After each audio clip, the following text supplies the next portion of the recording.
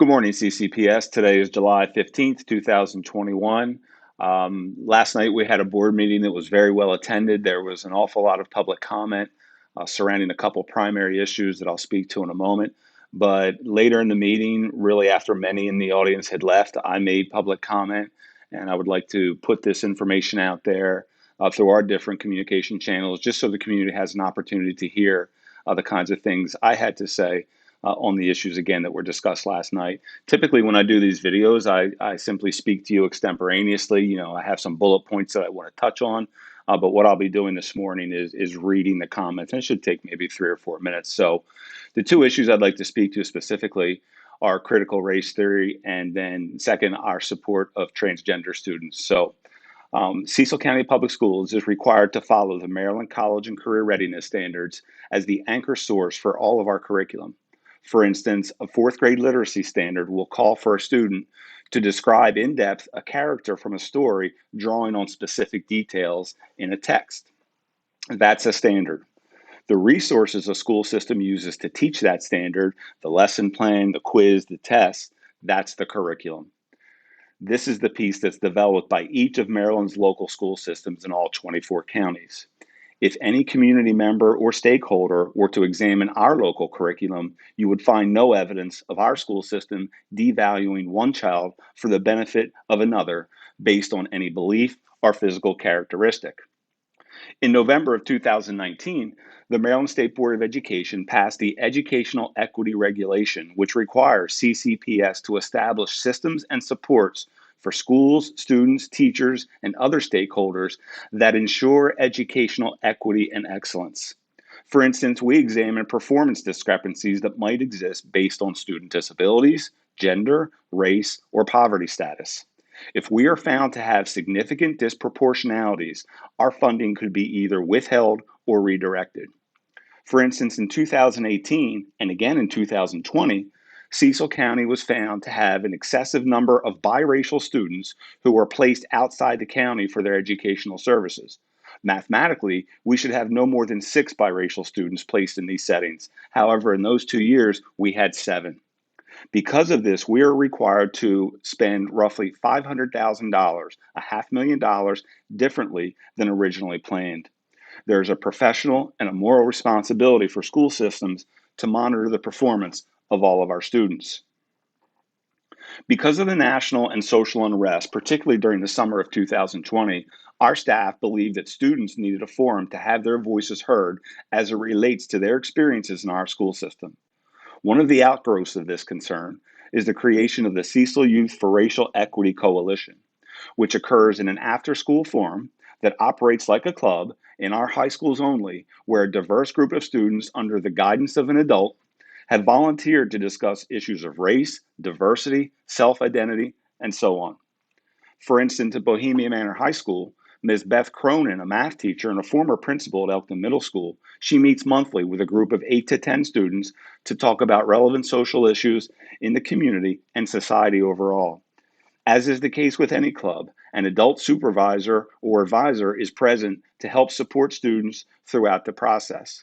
In the case of this student group, we offer support to the adults so they feel prepared to support students as they talk through these sensitive social issues. Cecil County Public Schools is committed to creating an environment where all students feel respected and supported. Improving the conditions of one student will not happen at the expense and devaluing of another. If in the event any community member has concerns regarding pieces of our curriculum, we are asking you to please bring this to our attention, and we will work to ensure that classroom instruction aligns with our curriculum. Finally, as many of you know, in 2017, we began our participation in a grant supported by the National Institute of Justice and the University of Maryland. This grant expires in December of 2022. The objective of this grant is to provide our school system with ways to administer disciplinary consequences to students other than out-of-school suspensions. The grant provides training for our teachers, administrators, and school resource officers, there are police officers in school, to better equip them to support students and their families. The grant teaches us how to implement 3 specific strategies: the school-based diversion initiative, life skills crisis interventions, and student support for exposed to trauma. Excuse me, support for students exposed to trauma.